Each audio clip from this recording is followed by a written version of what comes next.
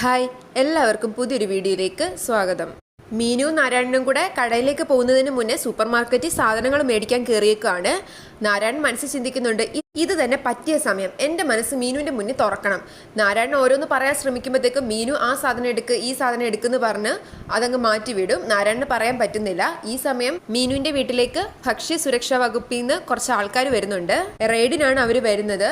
പാർവതിക്ക് കാര്യം മനസ്സിലാവില്ല. പാർവതി വേഗം തന്നെ മീനുവിനെ വിളിച്ച് കാര്യം പറയാൻ ശ്രമിക്കും. പക്ഷേ അവർ ആ കോൾ അങ്ങ് കട്ട് ചെയ്യിക്കും. മീനുവിന് മനസ്സിലാവും വീട്ടിൽ എന്തോ പന്തികേടുണ്ടെന്ന്. വേഗം തന്നെ മീനുവും നാരായണനും കൂടെ വീട്ടിലേക്ക് എത്തും. ആ സമയം കാണുന്നത് അവിടെ കുറേ ആൾക്കാർ വന്ന് റെയ്ഡ് ചെയ്യുന്നതാണ്. മീനു ചെന്ന് അവരോട് കാര്യം തിരക്കുമ്പോഴത്തേക്കും അവർ പറയും, ഞങ്ങൾക്ക് കിട്ടിയ ഇൻഫർമേഷൻ അനുസരിച്ചാണ് വന്നത്. നിങ്ങൾക്ക് കൂടുതൽ എന്തെങ്കിലും അറിയണമെങ്കിൽ സൂരജ് സാറിനോട് സംസാരിച്ചോളൂ, സാറ് വണ്ടിയിലുണ്ടെന്ന് പറയും. മീനുവും പാർവതിയും നാരായണനും കൂടെ വണ്ടിക്കടുത്തേക്ക് വരും. എന്നിട്ട് സൂരജ് സാറിനെ വിളിക്കും. അയാൾ പുറത്തേക്ക് ഇറങ്ങി വരും. സൂരജ് സാർ ആണോന്ന് മീനു ചോദിക്കുമ്പോൾ അയാൾ പറയും, അതെ സൂരജ് ആണ്, എന്താ കാര്യം? മീനു പറയും, സാർ ഞാൻ മീനൂസ് കിച്ചൻ്റെ ഓണറാണ്, മീനാക്ഷി. സൂരജ് പറയും, ഓ അത് ഞാൻ ഊഹിച്ചു, കാര്യം പറ. മീനു പറയും, ഇങ്ങനെ ഒരു റെയ്ഡ് നടത്താനും മാത്രം ഞങ്ങൾ ഒരു തെറ്റും ചെയ്തിട്ടില്ലല്ലോ സാർ. ഭക്ഷണത്തിൻ്റെ ക്വാളിറ്റിയിലും ഹൈജീനിലും ഒക്കെ വേണ്ട ശ്രദ്ധ ഞങ്ങൾ കൊടുക്കാറുണ്ടെന്ന് നാരായണനും പറയും. സൂരജ് പറയും, എല്ലാവരും അവരവരുടെ സ്ഥാപനത്തിനെ പറ്റി ഇതൊക്കെ തന്നെയാണ് പറയുന്നത്, തെറ്റ് ചെയ്യുന്നവരാരും സമ്മതിക്കില്ലല്ലോ. അങ്ങനെ സമ്മതിച്ചിരുന്നെങ്കിൽ ഇവിടെ നിയമത്തിന്റെ ഒന്നും ആവശ്യം വരില്ലായിരുന്നു. മീനു പറയും, അങ്ങനെയല്ല സാർ, മീനൂസ് കിച്ചന്റെ റെപ്യൂട്ടേഷൻ എന്താന്ന് സാറ് തന്നെ ഒന്ന് അന്വേഷിച്ച. സൂരജ് പറയും, രാവിലെ ഒരു ബോധോദയം ഉണ്ടായതിന്റെ പേരിൽ മീനൂസ് കിച്ചൻ റെയ്ഡ് ചെയ്യാൻ ഇറങ്ങിയതല്ല ഞങ്ങൾ. നിങ്ങളുടെ റെപ്യൂട്ടേഷനെ ചോദ്യം ചെയ്യുന്ന തരത്തിലുള്ള പരാതി കിട്ടിയതുകൊണ്ടാ ഇന്ന് ഇവിടെ ഈ റെയ്ഡ് നടക്കുന്നത്. മീനൂസ് കിച്ചണിലെ പല ഭക്ഷ്യ സാധനങ്ങളിലും മായം കലർന്നിട്ടുണ്ടെന്ന് വ്യക്തമായ ഇൻഫർമേഷൻ ഞങ്ങൾക്ക് ലഭിച്ചിട്ടുണ്ട്. മീനു പറയും, അതാരോ മനഃപൂർവ്വം ഞങ്ങളെ ദ്രോഹിക്കാൻ വേണ്ടി പറഞ്ഞുണ്ടാക്കിയതാ സാർ. സൂരജ് പറയും, അത് തീരുമാനിക്കേണ്ടത് ഞങ്ങളല്ലേ മേഡം, അതിനല്ലേ സർക്കാർ ഞങ്ങൾക്ക് ശമ്പളം തരുന്നത്. പാർവതി പറയും, സാർ ഞങ്ങൾ ഒരിക്കലും അങ്ങനെയൊന്നും. സൂരജ് പറയും, ആരും അപേക്ഷയും കൊണ്ടൊന്നും വരണ്ട, ആദ്യം പരിശോധന കഴിയട്ടെ, അത് കഴിഞ്ഞ് ന്യായമായ തീരുമാനങ്ങൾ എന്താന്ന് ഞങ്ങൾ നോക്കിക്കോളാം. ഈ സമയം ഒരു ഉദ്യോഗസ്ഥ വന്ന് സൂരജിനെ വിളിക്കും. സാർ ഒന്ന് വരണമെന്നും പറഞ്ഞ് സൂരജ് മാറി നിൽക്കും. അവരെന്തൊക്കെയോ സംസാരിക്കുന്നത് കാണിക്കുന്നുണ്ട്. പിന്നീട് കാണിക്കുന്നത് സൂരജ് മീനുവിൻ്റെ ഒക്കെ അടുത്ത് വരും. ബാക്കി സ്റ്റാഫിനോട് ചോദിക്കും, എല്ലാത്തിൻ്റെയും സാമ്പിൾസ് ശേഖരിച്ചിട്ടില്ലേന്ന്. ഉണ്ടെന്ന് പറയുമ്പം സൂരജ് മീനുവിനോട് പറയുന്നുണ്ട്, ഇതൊക്കെ ലാബിൽ കൊടുത്ത് ഞങ്ങൾക്ക് ഇതിൻ്റെ എല്ലാ റിപ്പോർട്ട് കിട്ടണം. അതിൻ്റെ റിപ്പോർട്ട് വരുന്നത് വരെ ഈ സ്ഥാപനം തുറന്ന് പ്രവർത്തിക്കാൻ പാടില്ല. ഇത് കേട്ട് മീനുവിനും കൂട്ടർക്കും ഞെട്ടലുണ്ടാകും. ഷട്ടർ ഇട്ട് പൂട്ടി സീല് ചെയ്തേക്കാൻ സൂരജ് നിർദ്ദേശം കൊടുക്കുന്ന അനുസരിച്ച് സ്റ്റാഫ് അത് ചെയ്യും. മീനു സൂരജിൻ്റെ മുന്നിൽ നിന്ന് കൈകൂപ്പി കരയും, സാർ എൻ്റെയും കുടുംബത്തിൻ്റെ വരുമാന മാർഗ്ഗമാണിത്. അതുമാത്രമല്ല ഇവിടെ പാവപ്പെട്ട 3-4 സ്റ്റാഫുകളും ഉണ്ട്. ഇതെല്ലാം മറന്നിട്ട് സാർ ഇങ്ങനൊരു തീരുമാനം എടുക്കരുത് പ്ലീസ്. സൂരജ് പറയും, അതിനേക്കാളും ഒക്കെ എനിക്ക് പ്രധാനം ഇവിടുത്തെ മായം കലർന്ന ഭക്ഷണം കഴിക്കുന്നവരുടെ ആരോഗ്യമാണ്.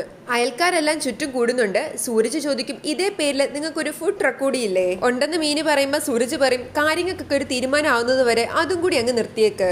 നിയമം ലംഘിച്ച പിഴ അടയ്ക്കേണ്ടി വരും. അത് നിങ്ങൾ കൂട്ടിയാൽ കൂടുന്ന തുകയായിരിക്കില്ല എന്നും പറഞ്ഞ് ആ ഓഫീസേഴ്സ് എല്ലാം അവിടെ നിന്ന് പോകും. മീനു ആകെ സങ്കടത്തിലാകും. പിന്നീട് കാണിക്കുന്നത് ശിവരഞ്ജിനിയുടെ വീടാണ്. സുഹാസിനെ രഘുവേട്ടാന്നും പറഞ്ഞു വരുമ്പം അയാൾ ചോദിക്കും, രാവിലെ തന്നെ നീ നല്ല സന്തോഷത്തിലാണല്ലോ. സുഹാസിന് പറയും, പിന്നെ സന്തോഷിക്കേണ്ട വാർത്ത കേൾക്കുമ്പം സന്തോഷിക്കണ്ടേ? ശരിക്കും നമ്മൾ ഇന്ന് ആഘോഷിക്കേണ്ട ദിവസമാണ്. രഘുവിനൊന്നും മനസ്സിലാവുന്നില്ല. സുഹാസിന് ചോദിക്കും, അപ്പൊ ഏട്ടൻ കാര്യങ്ങളൊന്നും അറിഞ്ഞില്ലേ? എന്ത് കാര്യം സുഹാസിനെ രഘു ചോദിക്കുമ്പോൾ സുഹാസിന് പറയും, കുന്നുമൽക്കാരെ ഉപയോഗിച്ച് നമ്മൾ പയറ്റിയ തന്ത്രം ഫലിച്ചു. പിന്നെ രഘുവിനൊന്നും മനസ്സിലാവില്ല. സുഹാസിന് പറയും, എന്റെ രഘുവേട്ടാ, മീനുവിന്റെ ആ കിച്ചന്റെ കാര്യത്തിൽ ഒരു തീരുമാനമായി. രഘു ചോദിക്കും, ഇതെങ്ങനെ സംഭവിച്ചു? സുഹാസിനി പറയും, നമ്മൾ പറഞ്ഞത് കുന്നുമ്മൽക്കാര് അതേപടി കേട്ടു. ഭക്ഷ്യസുരക്ഷാ വകുപ്പ് വന്ന് മീനൂസ് കിച്ചൺ പൂട്ടി. അത് കേട്ട് രഘുവിന് സന്തോഷമാകും. അയാൾ പറയും, അത് കലക്കി, ഇത്രയും സന്തോഷമുള്ള വാർത്ത ഈ അടുത്തൊന്നും ഞാൻ കേട്ടിട്ടില്ല. സുഹാസിനി പറയും, ഇനിയും ഇതുപോലെയുള്ള നല്ല വാർത്തകൾ നമ്മളുടെ ജീവിതത്തിൽ തുടരണം. അതിന് ആ സ്ഥാപനം ഇനി ഒരിക്കലും തുറക്കരുത്. രഘു പറയും, അതെ, ആ കുടുംബത്തിന്റെ കാര്യം മാത്രമല്ല സുഹാസിനി, നമ്മളുടെ ബിസിനസിനെ മീനൂസ് കിച്ചൺ വല്ലാതെ ബാധിച്ചിരുന്നു. സുഹാസിനി പറയും, ഇതോടെ കഴിഞ്ഞു അവളുടെ അഹങ്കാരം. കുറച്ച് കൈപ്പുണ്യം ഉണ്ടെന്നല്ലാതെ എന്ത് യോഗ്യത അവക്കുള്ളത്? ഇനി ആ കൈപ്പുണ്യവും വെച്ച് വീട്ടിൽ ചോറും കറികളും ഉണ്ടാക്കിയിരിക്കാം. മീനൂസ് കിച്ചൺ എന്ന പേര് ഇനി ആൾക്കാരിൽ നിന്നും പതിയങ്ങ് മാഞ്ഞു പോകും. രഘു പറയും, പക്ഷെ സുഹാസിനി, മീനു എന്ന പേര് ശിവരഞ്ജിനിയുടെ മനസ്സിൽ നിന്നാണ് മാഞ്ഞു പോകേണ്ടത്. സുഹാസിനി പറയും, അതും സംഭവിക്കും. ഇതെല്ലാത്തിൻ്റെയും ഒരു തുടക്കമാണെന്ന് കൂട്ടിയാൽ മതി. രഘു ചോദിക്കും, ഈ മീനൂസ് കിച്ചൺ പൂട്ടിപ്പോയത് അവളുടെ നാട്ടിൽ വലിയ വാർത്തയായി കാണുമല്ലോ. ഈ സമയം അമ്മ അങ്ങോട്ട് വന്നിട്ട് ചോദിക്കും, മോനെ രഘു, എന്ത് പൂട്ടിപ്പോയ കാര്യമാണ് മോനി പറയുന്നേ? രഘു പറയും, മീനുവിൻ്റെ കേറ്ററിംഗ് സർവീസ് ഇല്ലേ അത്. അവർ സങ്കടത്തോടെ ചോദിക്കും, അയ്യോ അതെന്താ പൂട്ടിപ്പോയത്, എന്തു പറ്റി? സുഹാസിനി പറയും, അവളുടെ കയ്യിലിരിപ്പ് അല്ലാണ്ട് എന്താ. അമ്മ പറയും, പാവം കൊച്ച്, കഷ്ടമായിപ്പോയി. സുഹാസിനി പറയും, ഒരു കഷ്ടവും ഇല്ല അമ്മേ, ഉപ്പ് തിന്നവൻ വെള്ളം കുടിക്കും, കുടിച്ചല്ലേ പറ്റൂ. എന്താ സംഭവം നിങ്ങളൊന്ന് തെളിച്ച് പറ. രഘു പറയും, അവൾ ഇത്രയും കാലം മായം ചേർത്ത ഭക്ഷണം ആളുകൾക്ക് കൊടുത്ത് പറ്റിച്ചോണ്ടിരിക്കുമായിരുന്നു. പല നാൾ കള്ളൻ ഒരു നാൾ പിടിയിലെന്നല്ലേ, അതുപോലെ തന്നെ സംഭവിച്ചു.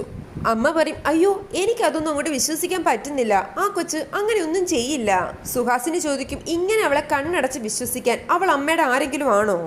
അമ്മ പറയും, നമുക്കറിയുന്ന ഒരു കുട്ടിയല്ലേ അത്. രഘു പറയും, അമ്മേ മനുഷ്യരെല്ലാവരും ഒരുപോലെ ആവണമെന്നില്ലല്ലോ, ഇങ്ങനെയുള്ളതൊക്കെ വിനയാകുന്നത് നേരെ വാ നേരെ പോന്ന് പറയുന്ന നമ്മളെപ്പോലെ ഉള്ളവർക്കാ.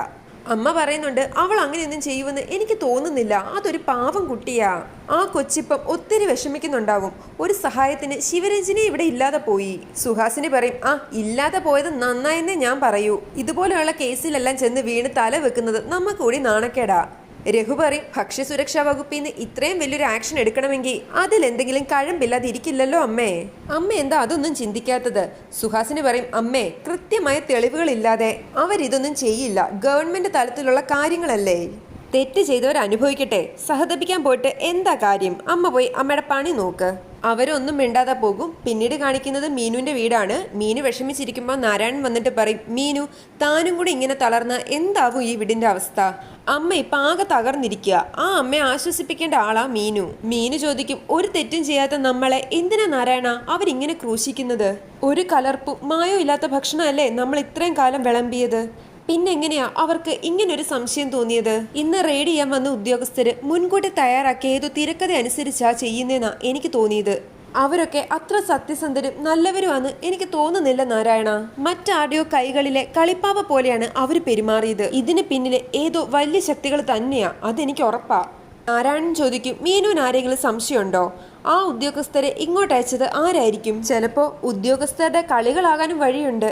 ചില ഉദ്യോഗസ്ഥരെ കൈക്കൂലി കിട്ടാൻ വേണ്ടി ഇത്തരം ചില നാടകങ്ങൾ കളിക്കാറുണ്ടെന്ന് ഞാൻ കേട്ടിട്ടുണ്ട്. കൃത്യമായിട്ട് കൈക്കൂലി കിട്ടിയില്ലെങ്കിൽ അവരില്ലാത്ത കാര്യങ്ങൾ പറഞ്ഞ് നമ്മളെ എങ്ങനെ ബുദ്ധിമുട്ടിച്ചോണ്ടേയിരിക്കും. ഒരേ സമയം ആ ഫുഡ് ഇൻസ്പെക്ടർ നമ്മളുടെ 2 കടകളും പൂട്ടിച്ചു.